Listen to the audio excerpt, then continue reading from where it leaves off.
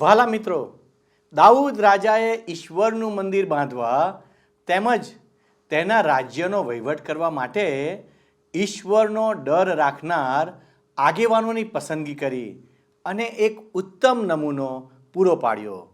શું તમે જીવનમાં કોઈ પણ નિર્ણય લેતા પહેલા ઈશ્વરનો ડર રાખો છો?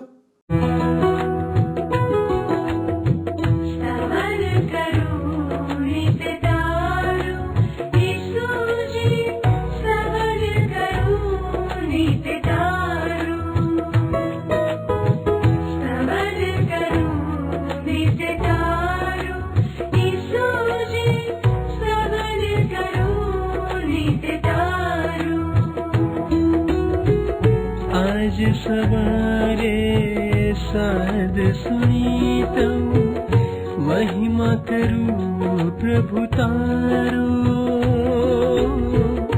महिमा करूं प्रभु तारो, स्तवन करूं नित तारो.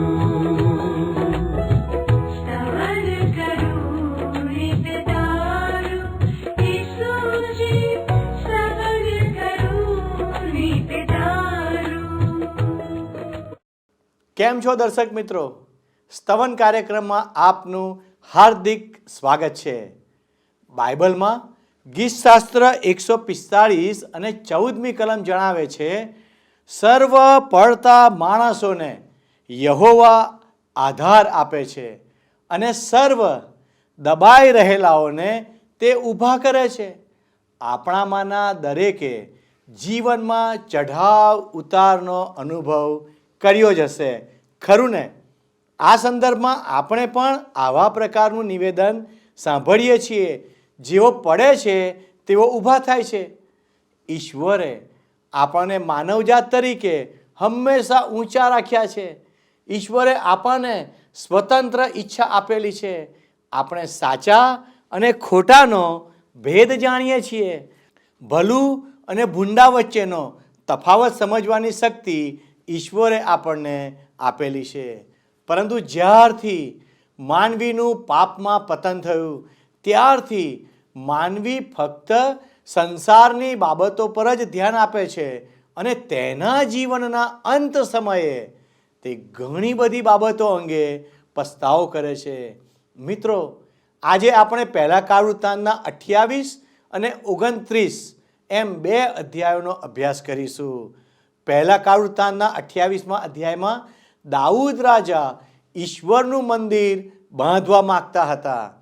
ઈશ્વરે મંદિર બાંધવા માટે શાંતિ પ્રિય રાજા સુલેમાનની પસંદગી કરી.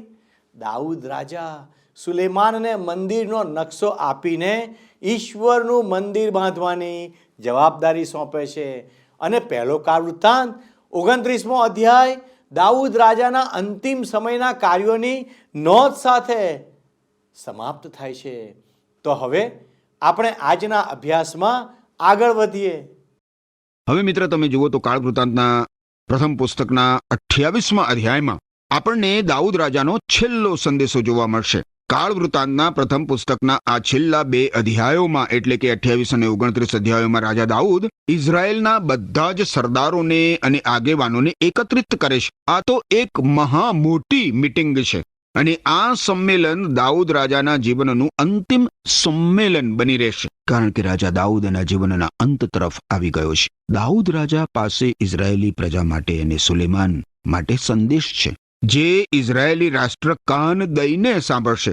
દાઉદ રાજા આ બહુ જ બુદ્ધિગમ્ય પગલું ભરે છે. 28મા અધ્યાયની પહેલી કલમ તમે જુઓ. કાળવૃત્તાંતનું પહેલું પુસ્તક 28મો અધ્યાય પહેલી કલમ જુઓ. શું કહે છે? દાઉદે ઇઝરાયેલના સર્વ સરદારોને, કુળોના સરદારોને તથા વારા પ્રમાણે રાજાની સેવા કરનાર ટોળીઓના ઉપરીઓને, સહસ્ત્રાધિપતિઓને, શતાધિપતિઓને, રાજાના અને તેના પુત્રોના સગળા દ્રવ્ય તથા સંપત્તિ પરના કારભારીઓને, અમલદારો તથા પરાક્રમી પુરુષોને એટલે સગળા સુરવીરોને યરૂશાલેમમાં એકઠા કર્યા. હવે આ આગેવાનો મિત્ર ઇઝરાયેલ રાષ્ટ્રને નેતૃત્વ પૂરું પાડવા માટે જવાબદાર છે. બીજી કલમ જુઓ. પછી દાઉદ રાજાએ ઊભા થઈને કહ્યું કે મારા ભાઈઓ તથા મારી પ્રજા, તમે મારું સાંભળો. યહોવાના કરાર કોષને માટે તથા આપણા દેવના પાયાસનને માટે વિશ્રાંતિનું મંદિર બાંધવાનું મારા મનમાં હતું ખરું, અને તે ઇમારતને માટે મેં તૈયારી પણ કરી હતી.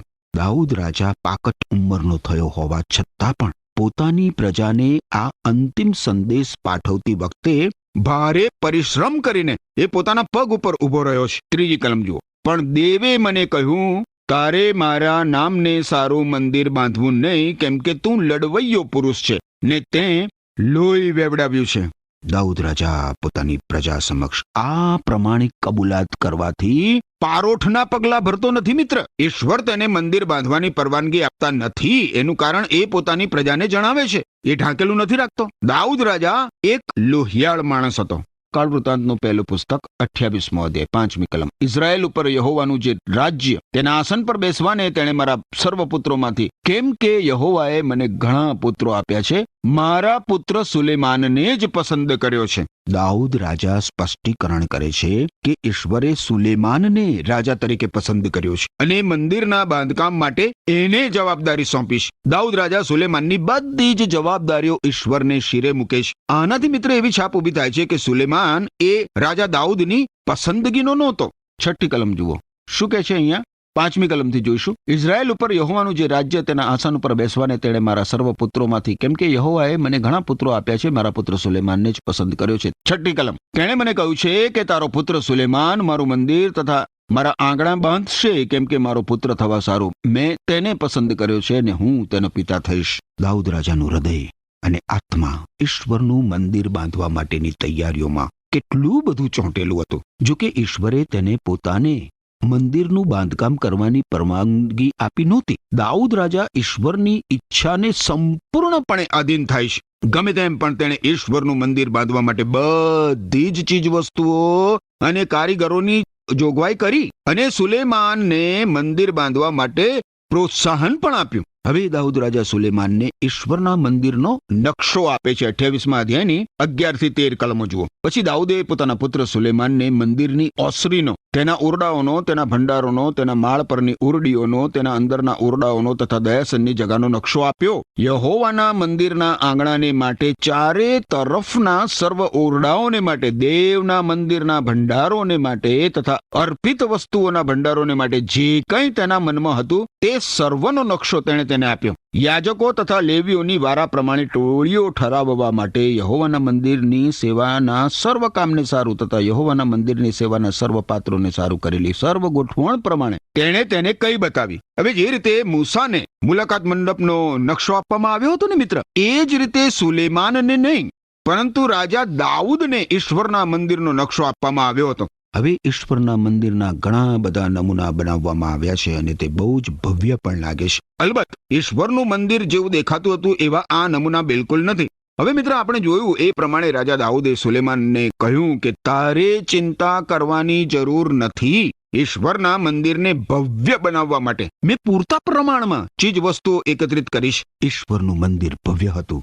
સોનાથી મઢેલું, રૂપાથી મઢેલું અને કિંમતી પથ્થરોથી મઢેલું હતું. ગમે તેમ મિત્ર, પણ આજે ઈશ્વરના મંદિર માટે ઇમારતો ઉપર ભાર મૂકવાની જરૂર નથી, કારણ કે આપણા શરીરો જ જીવતા દેવનું મંદિર છે. બાઇબલમાં નવા કરારના વિભાગમાં કરંથવાસીઓને લખેલો પહેલો પત્ર 3જો અધ્યાય 16મી કલમ શું કહે છે? તમે ઈશ્વરનું મંદિર છો અને ઈશ્વરનો આત્મા તમારામાં વસે છે. એ વાતની શું તમને ખબર નથી? અને એ પછી તમે જુઓ મિત્ર, કરંથવાસીઓને લખેલો બીજો પત્ર એના 6ઠ્ઠા અધ્યાયની 16મી કલમ તમે જુઓ. ત્યાં શું કહે છે? કે છે આપણે તો જીવંત ઈશ્વરનું મંદિર છીએ. ઈશ્વરે પોતે જ કહ્યું છે, એ પ્રમાણે હું મારા લોક મધ્યે મારું ઘર બનાવીશ અને તેઓની સાથે વાસો કરીશ. હું તેઓનો ઈશ્વર થઈશ અને તેઓ મારી પ્રજા થશે. હવે મિત્ર, આપણે જોઈએ તો દાઉદ રાજાના મનમાં કંઈ એવો વિચાર નહોતો કે તે ઈશ્વરને રહેવા માટે કોઈ મંદિર બનાવે. ઈશ્વર કોઈ પેટીમાં રહેતા નથી મિત્ર. સુલેમાન રાજાએ ઈશ્વરના મંદિરની અર્પણ વિધિ વખતે કેવી પ્રાર્થના કરી હતી? કાળ વૃત્તાંતનું બીજું પુસ્તક 6ઠ્ઠો અધ્યાય 18મી કલમમાં નોંધવામાં આવ્યું છે. શું દેવ ખરેખર માણસની સાથે પૃથ્વી ઉપર વસે?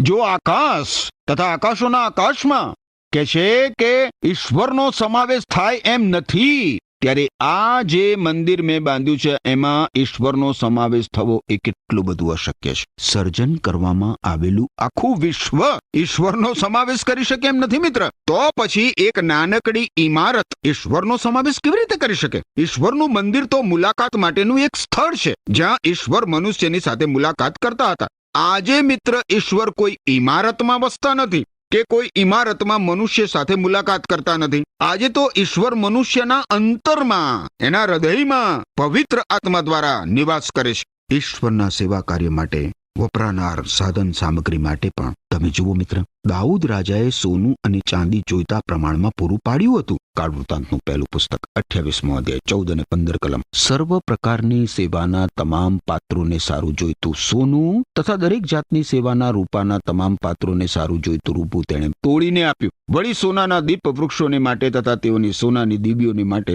જોઈતું સોનું તથા રૂપાના દીપ વૃક્ષોને માટે તથા તેઓની દીવીઓને માટે જોઈતું રૂપું તોડીને આપ્યું. અહીં મિત્ર હવે જે વિચાર પ્રદર્શિત કરવામાં આવ્યો છે એ તો એ છે કે ઈશ્વરના મંદિરના બાંધકામમાં કોઈ કરકસર કરવાની નથી. ઈશ્વરના મંદિરના બાંધકામ માટે રાજા દાઉદના રાજ્યમાંથી પુષ્કળ મિલકતનો ઉપયોગ કરવાનો હતો. રાજા દાઉદે ઈશ્વરનું સન્માન કરવા માટે આ પગલું ભર્યું હતું મિત્ર. હવે 19મી કલમ જોશો. 19મી કલમમાં શું કહ્યું છે? દાઉદે કહ્યું કે તે સર્વ વિશેની એટલે એ નમૂનાના સર્વ કામ વિશેની યહોવા તરફના લેખથી મને સમજણ પાડવામાં આવી છે. આ એક મહાન અને નોંધપાત્ર કલમ છે. જે રીતે મુલાકાત મંડપનો નકશો ઈશ્વરે પૂરો પાડ્યો હતો એ જ રીતે મિત્ર ઈશ્વરના મંદિરનો નકશો ઈશ્વરે જ પૂરો પાડ્યો હતો.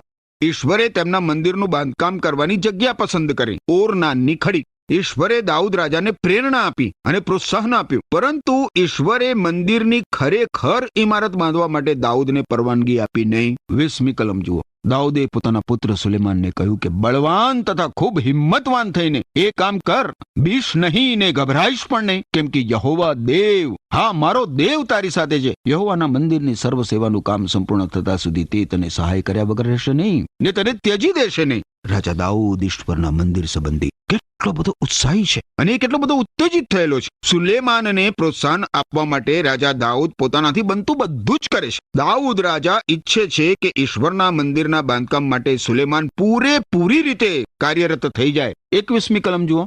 શું કહે છે? દેવના મંદિરની સર્વ સેવાને સારું યાજકોની તથા લેવીઓની વારા પ્રમાણે ટોળીઓ ઠરાવી છે અને દરેક જાતના કામમાં નિપુણ માણસો રાજી ખુશીથી સર્વ પ્રકારના કામમાં તારી સાથે રહેશે. વળી સર્વ સરદારો તથા સર્વ લોકો પૂરેપૂરી રીતે તારી આજ્ઞાઓને આધીન રહેશે. દાઉદ રાજાના રાજ્યમાં તેની પાસે બધા જ પ્રકારની મદદ ઉપલબ્ધ હતી. યાજકો, કારીગરો, સરદારો અને લેવીઓ, આ બધાને રાજા દાઉદે ઈશ્વરના મંદિરના બાંધકામ માટે ઉત્તેજિત કર્યા અને પ્રોત્સાહન આપ્યું. સુલેમાન તો માત્ર રાજા દાઉદે ઈશ્વરના મંદિરના બાંધકામ માટે જે યોજના કરી હતી એ પ્રમાણે માત્ર પગલા જ ભરવાના હતા. હવે મિત્ર આપણે જોઈશું તો સુલેમાન રાજા આમ જનતાને આ મહાકાર્ય માટે ઉત્તેજિત કરે છે. હવે આપણે 29મા અધ્યાયમાં પ્રવેશ કરતી વખતે જોઈ શકીએ છીએ મિત્ર કે આપણું ધ્યાન ઈશ્વરના મંદિર તરફથી ફરીને ઇઝરાયેલી રાષ્ટ્ર તરફ વળે છે. જો કે દાઉદ રાજાએ પોતાના હૃદયમાં ઈચ્છ્યું હતું કે તેના રાજ્યનું કેન્દ્ર બિંદુ ઈશ્વરનું મંદિર બની રહે. 29મા અધ્યાયમાં રાજા દાઉદ પોતાની પ્રજાને પોતાનો અંતિમ સંદેશ પાઠવે છે. તમને યાદ હશે જ મિત્ર કે યાકૂબે પોતાના જીવનના અંતે પોતાના બધા જ દીકરાઓને પોતાની પાસે એકઠા કર્યા હતા. જ્યારે મૂસા પોતાના જીવનના અંતે આવ્યો ત્યારે યાકૂબના 12 કુળોને પોતાનો અંતિમ સંદેશ એણે આપ્યો હતો.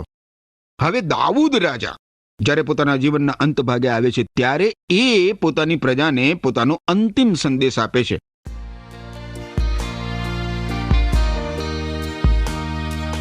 તારું વચન મારા માર્ગને સારું છે અજવાળું.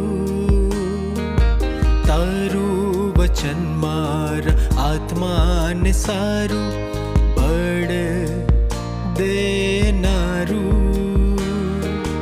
તારા વચનના સર્વ ખુલાસા આજે તું પ્રગટાવ.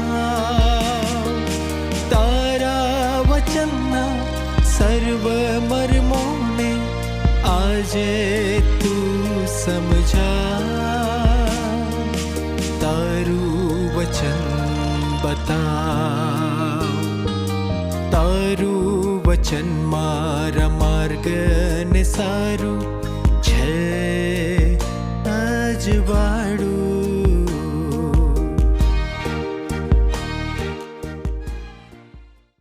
કાળ વૃત્તાંતનું પહેલું પુસ્તક 29મો અધ્યાય પહેલી કલમ. પછી દાઉદ રાજાએ આખી જમાતને કહ્યું, મારો પુત્ર સુલેમાન જેને એકલાને દેવે પસંદ કર્યો છે તે હજી જુવાન અને બિન અનુભવી છે ને કામ મહાભારત છે. કેમ કે એ મહેલ માણસને સારું નહીં પણ યહોવા દેવને સારું છે. દાઉદ રાજા કહે છે કે તેનો દીકરો સુલેમાન હજી બિન અનુભવી છે અને જવાન છે. ઈશ્વરના મંદિરના મહામોટા કાર્ય માટે સુલેમાન હજી એટલો પરિપક્વ થયો નથી. બીજી અને ત્રીજી કલમ જુઓ. હવે મેં મારા સંપૂર્ણ બળથી મારા દેવના મંદિરને માટે સોનાની વસ્તુઓને સારું સોનું, રૂપાની વસ્તુઓને સારું રૂપું, પિત્તળની વસ્તુઓને સારું પિત્તળ, લોડાની વસ્તુઓને સારું લોડું તથા લાકડાની વસ્તુઓને સારું લક્કડ, તેમજ ગોમેદ, મણી તથા જડાવ કામને સારું તથા ચિત્ર વિચિત્ર કામને સારું તરે તરેના રંગના અને સર્વ પ્રકારના મૂલ્યવાન જવાહીરો તથા સંગેમરમરના પુષ્કળ પાષાણો તૈયાર કર્યા છે. અને ત્રીજી કલમ. વળી તે પવિત્ર મંદિરને માટે જે બધું મેં તૈયાર કર્યું છે તે ઉપરાંત મારા દેવના મંદિર પર મારી પ્રીતિ હોવાથી મારી પાસે મારો પોતાનો સોના રૂપાનો ભંડાર છે. તે હું મારા દેવના મંદિરને માટે આપું છું. અદ્ભુત અદ્ભુત. દાઉદ કહે છે કે ઈશ્વરના મંદિર માટે મેં મારા પૂરા સામર્થ્યથી સર્વ પ્રકારની તૈયારી કરી છે. આ દાઉદ રાજા જેવું હૃદય હોવું અને આપણા જીવનમાં ઈશ્વરને પ્રથમ સ્થાન આપવું એ કેટલું બધું અદ્ભુત છે મિત્ર, કેટલું બધું અદ્ભુત છે. રાજા દાઉદ જે અર્પણો કરે છે એ પોતાની અંગત સંપત્તિમાંથી કરે છે. કાળ વૃત્તાંતનું પહેલું પુસ્તક 29મો અધ્યાય 5મી કલમ શું કહે છે અહીંયા? કે છે એટલે કારીગરોની હસ્તક કરવાની સર્વ પ્રકારની સોના રૂપાની ચીજોને સારું સોનું રૂપું આપું છું. તો આજે યહોવાને રાજી ખુશીથી અર્પણ થવાને માટે બીજો કોણ આગળ આવે છે? રાજા દાઉદે નમૂનો સ્થાપિત કર્યો છે. દાઉદ જે અર્પણો કરે છે એમાં કંઈ પણ કચાસ કે કારકસર નથી. હવે આ પછી રાજા દાઉદ પોતાની પ્રજાને પડકાર આપે છે. જુઓ 6ઠ્ઠી કલમ.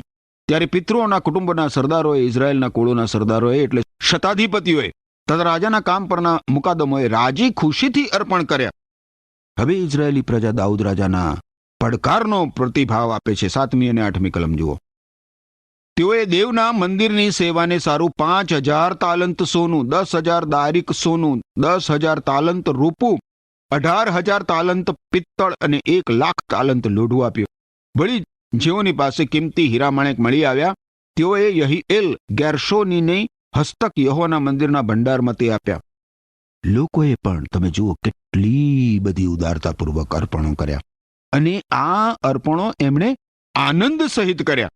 9મી કલમ શું કહે છે? તેઓએ રાજી ખુશીથી તે અર્પ્યું.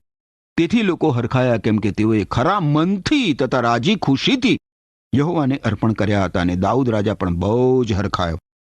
મંદિરની ભવ્યતા વધારવા માટે પોતાની પ્રજાને સ્વૈચ્છિક રીતે આટલી ઉદારતાથી દાનાર્પણો કરતા જોવી એ રાજા દાઉદ માટે કેટલી બધી રોમાંચકારી ઘટના હશે. મારા મિત્ર, મેં એક એવું સૂત્ર જોયું છે જે આ પ્રમાણે છે: વેદના થાય ત્યાં સુધી આપો, વેદના થાય ત્યાં સુધી આપો. દુનિયા માટે કદાચ આ સૂત્ર યોગ્ય હોય, પરંતુ આ સૂત્ર ઈશ્વરનું નથી મિત્ર. દાન ધર્મ કરવું વેદનાકારક હોય તો દાન ધર્મ કરશો જ નહીં. ઈશ્વર ઈચ્છે છે કે દાન ધર્મ કરવામાં તમને આનંદ થતો હોવો જોઈએ અને તમારા હૃદયમાં અને તમારા જીવનમાં એનાથી તમને આનંદ મળતો હોય તો દાન ધર્મ કરો, નહીં તો નહીં. પ્રેષિત પાઉલે કહ્યું છે કે ફરજ પડ્યાથી નહીં પણ દરેકે સ્વેચ્છાથી પોતાના મન સાથે નક્કી કર્યું હોય એ પ્રમાણે આનંદ સહિત આપવું. દાન ધર્મ આનંદ સહિત કરવો. અહીં મિત્ર તમે જુઓ, ઇઝરાયેલી લોકો બિલકુલ એ પ્રમાણે જ કરે છે અને આ સમય એ લોકોને માટે એક મહાન આનંદનો સમય છે. 10મી કલમ જુઓ. માટે આખી જમાતના દેખતા તેણે યહોવાની સ્તુતિ કરી. તેણે કહ્યું કે હે યહોવા, અમારા પિતરા ઇઝરાયેલના દેવ, તું સદા સર્વકાળ સ્તુત્ય હો. તમે જુઓ મિત્ર, દાઉદ રાજા ઈશ્વરને ઇઝરાયેલના પિતા તરીકે ઓળખાવે છે. જૂના કરારમાં ઈશ્વરને વ્યક્તિઓના પિતા તરીકે ઓળખાવવામાં આવ્યા નહોતા. હકીકતમાં તો રાજા દાઉદે ઈશ્વરને ક્યારેય પિતા તરીકે સંબોધન કર્યું નહોતું. ઈશ્વર રાજા દાઉદને પોતાના સેવક તરીકે સંબોધન કરે છે. મૂસાનો નિયમ ક્યારેય કોઈ વ્યક્તિને ઈશ્વરનું સંતાન નથી બનાવતો મિત્ર. ઈશ્વરના સંતાન તો માત્ર પ્રભુ ઈસુ ખ્રિસ્ત ઉપર વિશ્વાસ કરવાથી જ બની શકાય છે. યોહાન અનુસાર શુભ સંદેશના માં તમે જુઓ 1લો અધ્યાય એની 12મી કલમ પ્રમાણે. હવે મિત્ર, આપણે રાજા દાઉદ જે પ્રાર્થના કરે છે એ જોઈએ. 11મી કલમ. હે યહોવા, મોટાઈ, પરાક્રમ, ગૌરવ, જય તથા પ્રતાપ તારા છે, કેમ કે આકાશમાં તથા પૃથ્વીમાં જે કંઈ છે તે સર્વ તારું છે. હે યહોવા, રાજ્ય તારું છે ને સર્વોપરી અધિકાર પણ તારો છે. શું તમને મિત્ર આ શબ્દો પરિચિત લાગે છે? જ્યારે પ્રભુ ઈસુ ખ્રિસ્તના શિષ્યોએ પ્રભુ ઈસુ ખ્રિસ્તને કહ્યું કે તે તેમને પ્રાર્થના કરવા શીખવે, ત્યારે પ્રભુ ઈસુ ખ્રિસ્તે તેમને પ્રાર્થનાનો એક નમૂનો આપ્યો. એવું લાગે છે મિત્ર કે પ્રભુ ઈસુ ખ્રિસ્તે શિષ્યનું ધ્યાન રાજા દાઉદના આ શબ્દ તરફ એમણે આપેલી પ્રાર્થનામાં દોર્યું હતું. હે ઈશ્વર પિતા, તમારું રાજ્ય આવો. આ શબ્દો દાઉદના હૃદયમાં હતા. આ શબ્દો હિંમત અને સરળતાના છે અને એનાથી યુગોની આશા બંધાઈ રહી છે મિત્ર. આ પ્રાર્થના શાસ્ત્રમાં અને ખાસ કરીને જૂના કરારમાં એક મહાન પ્રાર્થના છે, કારણ કે આ પ્રાર્થનામાં મહાત્મ્ય, ભવ્યતા અને ઈશ્વરની આરાધના, પ્રશંસા વિપુલ પ્રમાણમાં છે. આ પ્રાર્થના મનુષ્યની લાયકાત ઉપર ચોકડી મૂકી દઈને ઈશ્વર ઉપરના સંપૂર્ણ આધારની ઘોષણા કરે છે મિત્ર. તમે જુઓ, આ પ્રાર્થના દ્વારા નમ્રતા પ્રગટ થાય છે, કબૂલાત પ્રગટ થાય છે અને સ્વાર્પણ પ્રગટ થાય છે. આ પ્રાર્થના કબૂલ કરે છે કે સર્વસ્વ ઈશ્વરનું છે. રાજા દાઉદ સમજતો હતો કે રાજ્ય ઈશ્વરનું છે. પ્રભુ ઈસુ ખ્રિસ્તે પોતાના શિષ્યોને શીખવાડવા માટે આ હકીકતને કેન્દ્રમાં રાખી છે મિત્ર.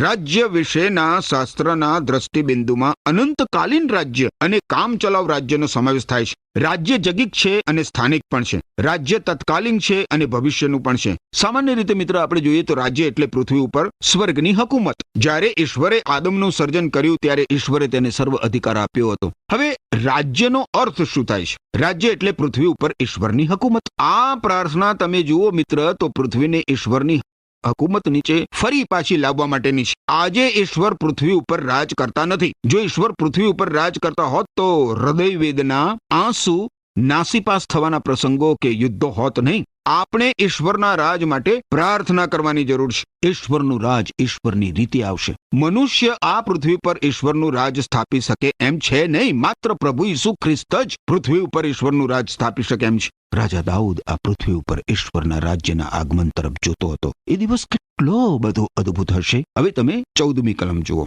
કાળવૃત્તાંતનું પહેલું પુસ્તક 29મો અધ્યાય 14મી કલમ શું કહે છે? હું તથા મારા લોક કોણ માત્ર કે આવી રીતે ઘણી રાજી ખુશીથી અર્પણ કરવાને અમે શક્તિમાન હોઈએ. અમારી પાસે જે કંઈ છે તે સર્વ તારી પાસેથી મળેલું છે ને તારા પોતાના આપેલામાંથી જ અમે તને આપ્યું છે. આ દાઉદ રાજા ઈશ્વર પિતાને પ્રાર્થના કરતા કહે છે મિત્ર. રસિક બાબત તો એ છે કે આપણે ઈશ્વરને કંઈ જ અર્પી શકતા નથી મિત્ર, કારણ કે આપણું જે કંઈ છે એ સર્વ તો ઈશ્વરનું જ છે. પરંતુ જ્યારે આપણે ઈશ્વરને કંઈક અર્પીએ છીએ ત્યારે ઈશ્વર આપણને આશીષ આપે છે. આપણે જ્યારે આપણા હૃદય ઈશ્વર સમક્ષ ખોલીએ છીએ ત્યારે જ ઈશ્વર આપણને આશીષ આપી શકે છે. 16મી કલમ જુઓ. હે અમારા દેવ યહોવા, આ જે સરંજામ અમે તારા પવિત્ર નામને સારું તારું મંદિર બાંધવાને તૈયાર કર્યો છે તે સર્વ તારી તરફથી મળેલો છે. એ બધું તારું પોતાનું છે. આપણે આ હકીકત સમજવાની કેટલી બધી જરૂર છે મિત્ર, ખરું કે નહીં? વારું, હવે ઇઝરાયેલી લોકો ઈશ્વરની આભાર શુદ્ધિ કર્યા બાદ અને ઈશ્વરને બલિદાનો અર્પણ કર્યા બાદ સુલેમાનને રાજા તરીકે ઘોષિત કરે છે. એ આપણે જોઈએ 22 અને 23 કલમો. શું લખ્યું છે અહીંયા 22 અને 23 કલમ? તેઓએ તે દાળે મોટા હર્ષથી યહોવાની આગળ ખાધું પીધું. તેઓએ દાઉદના પુત્ર સુલેમાનને બીજી વાર રાજા ઠરાવ્યો. તેઓએ તેને અધિપતિ તરીકે તથા સાદુકને યાજક તરીકે યહોવાની આગળ અભિષિક્ત કર્યો. પછી સુલેમાન પોતાના બાપ દાઉદને ઠેકાણે રાજા થઈને યહોવાના રાજ્ય સામે બિરાજ્યો. તે આબાદ થયો અને સર્વ ઇઝરાયેલે તેની આણ માની. ઇઝરાયેલી રાષ્ટ્ર રાજા સુલેમાન સાથે સુગઠિત થયું હતું અને સુલેમાને દાઉદ રાજાના મૃત્યુ અગાઉથી પોતાના અધિકારનો અમલ કર્યો. 26 થી 28 કલમોમાં લખ્યું છે, આ પ્રમાણે યશાયના પુત્ર દાઉદે સર્વ ઇઝરાયેલ ઉપર રાજ્ય કર્યું. તેણે ઇઝરાયેલ ઉપર 40 વર્ષ સુધી રાજ કર્યું. હેબ્રોનમાં રહીને તેણે 7 વર્ષ રાજ કર્યું ને યરૂશાલેમમાં રહીને તેણે 33 વર્ષ રાજ કર્યું. આયુષ્ય, ધન તથા માનથી પરિપૂર્ણ થઈને તે ઘણી વૃદ્ધાવસ્થામાં મરણ પામ્યો અને એને ઠેકાણે તેના પુત્ર સુલેમાને રાજ કર્યું. ઈશ્વરે આ અહેવાલ અહીં નોંધ્યો છે મિત્ર. ઈશ્વર ઈચ્છે છે કે રાજા દાઉદ વિશેની તેમની લાગણી આપણે જાણીએ. કદાચ આપણને દાઉદ રાજા ગમતો ના હોય, પણ ઈશ્વરને દાઉદ રાજા ગમે છે. મને આનંદ છે મિત્ર કે ઈશ્વર દાઉદને ચાહતા હતા અને તેને શિસ્તમાં લાવવા તેની સાથે ઈશ્વરે જરૂરી એવો વ્યવહાર પણ કર્યો. આનાથી મને ઉત્તેજન મળે છે. હું પણ એક માનવી છું મિત્ર, અને હું માનું છું કે ઈશ્વરે જે રીતે દાઉદ રાજા સાથે કૃપાથી અને કડક હાથે કામ લીધું એ જ રીતે ઈશ્વર મારી સાથે પણ વર્તશે. ઈશ્વરને અર્પિત જીવન જીવવું એ કેટલું બધું રોમાંચક અને કલ્પનાતીત છે. એવું જીવન જીવવા માટે ઈશ્વર આપણી સહાય કરો. આમીન. પ્રિય મિત્રો, આજે આપણે શીખ્યા કે દાઉદ રાજા પાપી હોવા છતાં ઈશ્વરે તેમને રાજા તરીકે પસંદ કર્યા અને તેથી તેઓ ઈશ્વરનો આભાર માનીને પોતાની જાતને નમ્ર બનાવે છે. મિત્રો, ઈશ્વરની સાથે સંગતમાં રહેનાર વ્યક્તિ નમ્ર હોય છે અને દરેક સારી બાબતો માટે તે ઈશ્વરને શ્રેય આપે છે. બીજી બાબત, દાઉદ રાજાએ સુલેમાનને ઈશ્વરના વચનોનું પાલન કરવા આગ્રહ કર્યો. શું આજે આપણે આપણા બાળકોને કે જુવાનોને ઈશ્વરની સંગતમાં રહેવા કે તેમની આજ્ઞાઓનું પાલન કરવા જણાવીએ છીએ, આગ્રહ રાખીએ છીએ? પ્રિય મિત્રો, પવિત્ર આત્મા દ્વારા ઈશ્વરે દાઉદ રાજાને મંદિર વિશે સચોટ માહિતી આપી. દાઉદ રાજાએ તેના મૃત્યુ પહેલાં યહૂદીઓને એકત્ર કરીને મંદિરના નિર્માણ માટે સુલેમાનની આગેવાની હેઠળ સાથે મળીને મંદિર નિર્માણના કાર્યમાં કામ કરવા વિનંતી કરી. આજના ઉપદેશ દ્વારા ઈશ્વર જણાવે છે કે આપણે ઈશ્વરના મંદિરના બાંધકામમાં એટલે કે આત્માઓ જીતવાના કામમાં સાથે મળીને કામ કરીએ અને આભારી ભાવ સાથે સેવા કરીએ. તમે જાણો છો મિત્રો, જ્યારે દાઉદે લોકોને ઈશ્વરના મંદિરના નિર્માણમાં મદદ કરવા કહ્યું ત્યારે લોકોએ ઉદારતાથી દાન આપ્યું. આમ મારા ભાલા મિત્રો, આપણે પણ ઈશ્વરના રાજ્યને ટેકો આપવા માટે તેમણે આપેલા આશીર્વાદોમાંથી 10મો ભાગ આપીને ઈશ્વરની સેવા કરીએ. ભાલા મિત્રો, લોકોએ ઈશ્વરના ઠરાવેલ રાજાને સમર્થન આપ્યું, તેમ આજના સમયમાં આપણે પણ ઈશ્વર દ્વારા નિયુક્ત આગેવાનોને આધીન થઈએ. ભાલા મિત્રો, આવો આપણે પ્રાર્થના કરીએ. પ્રભુ, તમે એમને મદદ કરો કે તમે જેઓને આગેવાની આપી છે તેમને અમે આધીન થઈએ. અમારા ધાર્મિક નેતાઓને અમે આધીન થઈએ. પવિત્ર પ્રભુ, તમે અમારા આગેવાનો પર તમારી કૃપા રાખો, અમારા ધાર્મિક નેતાઓ પર તમારી કૃપા રાખો. અને દેવ, તમે અમારા દેશમાં તમારી શાંતિ, તમારો આનંદ, તમારી કૃપા પૂરી પાડો એવી અમારી વિનંતી છે. પ્રભુ, અમે તમારા હાથોમાં સોંપાતા અમારી આ પ્રાર્થના ઈસુના નામમાં માગીએ છીએ. આમેન. વાલાઓ, મને ખાતરી છે કે આજે ઈશ્વરે આપની સાથે જરૂર વાત કરી છે. અને એટલે જો ઈશ્વરે તમારી સાથે વાત કરી છે તો આપ અમારા પ્રતિનિધિ સાથે અચૂક ફોન કરીને આપ વાત કરી શકો છો અને તેમની સાથે પ્રાર્થના પણ કરી શકો છો. ભાલા દર્શક મિત્રો, મારો સમય પૂરો થઈ રહ્યો છે. આજનો આશીર્વાદ ઈશ્વર આપને આપે, આપના પરિવારની ઈશ્વર કાળજી રાખે અને આજે આપ જે કંઈ કામ કરો તે દરેક કામમાં ઈશ્વર આપને સફળતા પૂરી પાડે, એ જ પ્રાર્થના સાથે હું વિદાય લઉં છું. આમેન.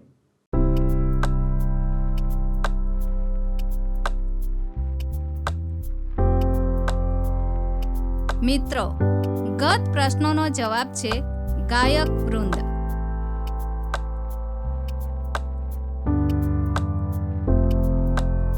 આજનો પ્રશ્ન છે, આજે ઈશ્વર શામાં વસે છે?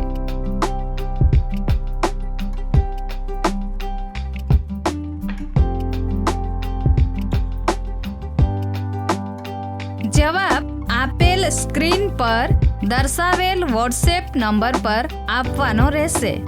કાર્યક્રમ દરમિયાન પૂછેલા પ્રશ્નનો સાચો જવાબ આપનાર વિજેતાઓના નામ દર મહિનાના પ્રથમ સોમવારે જાહેર કરવામાં આવશે. શું તમને આ કાર્યક્રમ ગમ્યો? અત્યારે જ અમને મિસ કોલ કરો.